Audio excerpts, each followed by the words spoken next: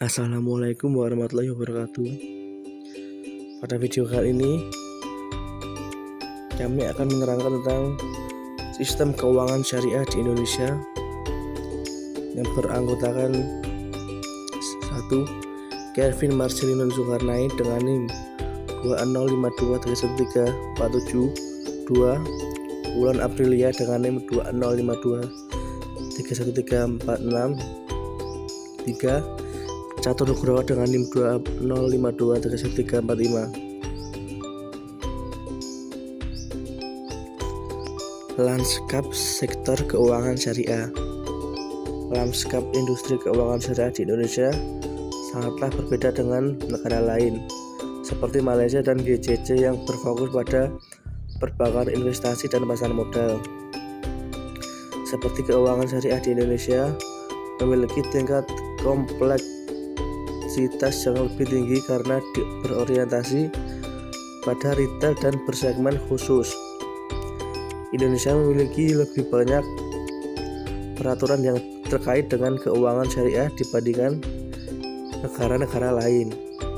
Fitur yang menonjol dari industri keuangan syariah Indonesia termasuk model yang unik dan tata kelola syariah, sukuk retail, dan sistem perdagangan efek online syariah atau syariah online trading system pertama di dunia.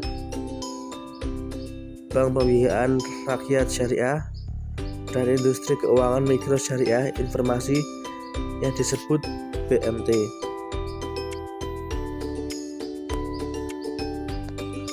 Lanskap sektor keuangan syariah. Masuknya keuangan syariah ke dalam arus utama strategi nasional akan membantu pemerintah mencapai tujuan pembangunan dengan cara: pertama, menarik investasi asing untuk mendanai proyek-proyek infrastruktur, pendidikan, dan pertanian yang diperlukan. 2. Menggerakkan tabungan domestik untuk mendanai proyek-proyek nasional dan mendukung iklim investasi yang lebih baik. 3. Verifikasikan sumber dana untuk pemerintah dan sektor operasi untuk menjamin risiko yang lebih baik. 4. Memperluas jangkauan dan penetrasi fasilitas keuangan bagi semua segmen masyarakat termasuk rumah tangga yang kurang mampu. 5. Meningkatkan daya saing industri keuangan dengan mempromosikan persaingan yang sehat antara investasi keuangan konvensional dan syariah dengan berfokus pada inovasi produk, kualitas pelayanan, dan efisiensi melalui skala ekonomi dan tataran bermain yang setara. Selanjutnya, akad keuangan syariah.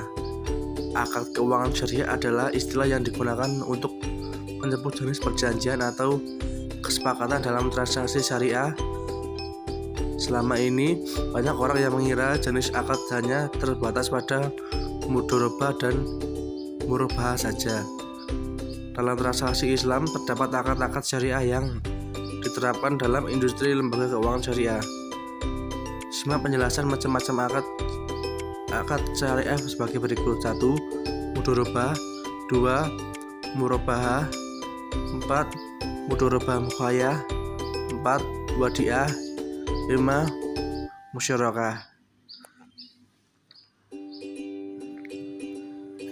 Produk keuangan syariah. Adapun berikut ini adalah produk serta jasa perbankan syariah yang dapat dinikmati dan dimanfaatkan oleh masyarakat umum. Di antaranya adalah: 1. Tabungan syariah. 2. Deposito syariah. 3. Gede syariah atau RAN. 4. Giro syariah. 5. Pembiayaan syariah. Selanjutnya, C. Industri keuangan komersial. Keuangan komersial syariah terdiri dari perbankan syariah yang mempunyai produk giro, tabungan deposito, tabungan haji dan umroh, m-banking, kartu kredit dan debit syariah, pembiayaan konsumer dan pembiayaan produktif.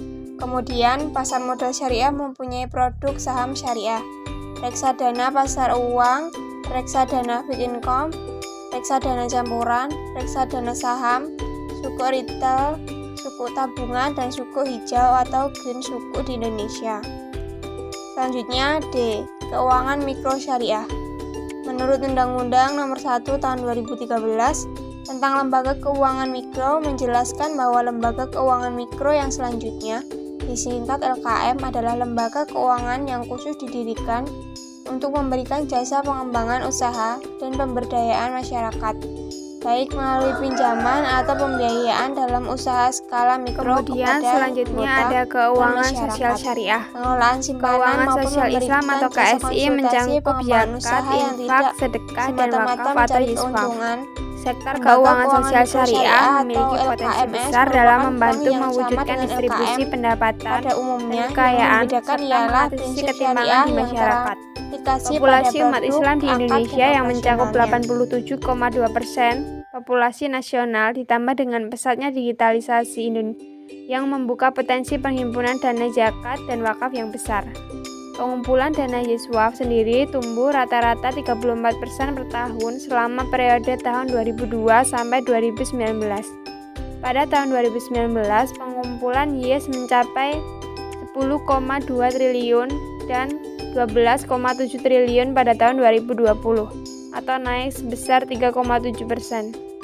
Selain itu, posisi wakaf uang di LKS PWU tumbuh sebesar 8,3% menjadi 831 miliar pada akhir kuartil 1 2020. Pengumpulan dana yuswaf tersebut sebagian besar dilakukan melalui sistem keuangan khususnya perbankan.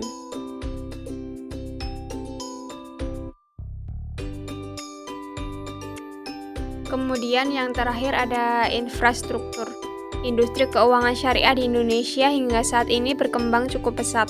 Otoritas Jasa Keuangan atau OJK menerangkan besarnya jumlah penduduk muslim di Indonesia turut menjadi alasan dari pesatnya perkembangan industri keuangan syariah di tanah air. Infrastruktur keuangan syariah di Indonesia lebih lengkap dibandingkan dengan negara tetangga seperti Malaysia.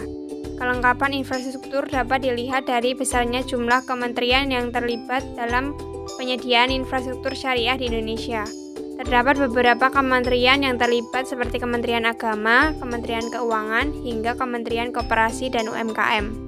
Sinergi ini pun nantinya akan terus dikembangkan seiring dengan perkembangan industri keuangan syariah di Indonesia.